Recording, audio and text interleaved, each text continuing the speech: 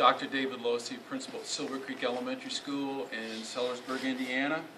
Today I'd like to go over an emergency crisis bag for teachers and students as recommended by Homeland Security and the Indiana Department of Education. This is one of the bags that we have. We have a bag for each classroom in each area where students might be, like in the music room or the library or the computer labs. So I just want to show you what's in this bag today, the items that are in.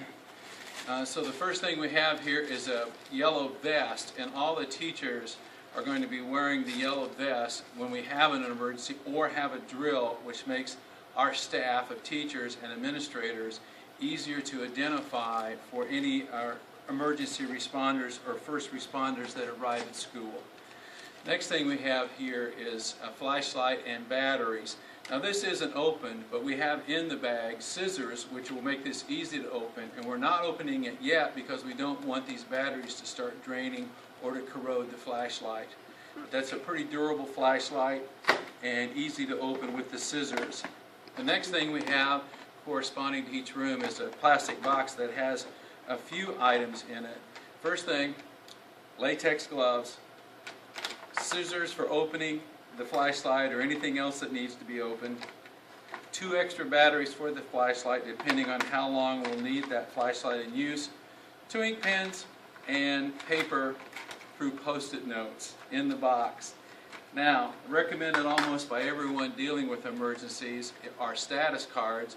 We have cards that the teachers can hold up as we're gathering in the parking lot and then onto our emergency relocation destination, and this one says all okay, meaning that all students are accounted for and with the teacher.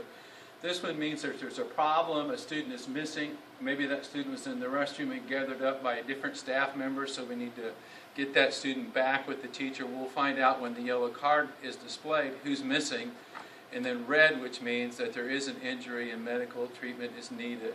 So those are in each bag, and the status cards will be used by the teacher from the box. We also have additional hand sanitizer and cotton balls because that very well could be needed. We have a 73 item first aid kit. This one happens to be Johnson & Johnson, 73 items, and again the scissors to cut the plastic, and we don't want to cut the plastic until we have a need for that to keep those sterile.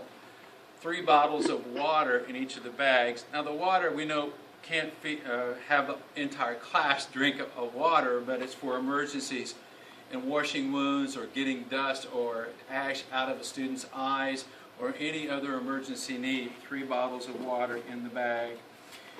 And nearly the final thing, we have 1 snack for each of the students. There's 30 snacks in this box. They will stay good for the entire school year. On the last day of school, if we haven't had any emergencies, we're going to eat the snacks.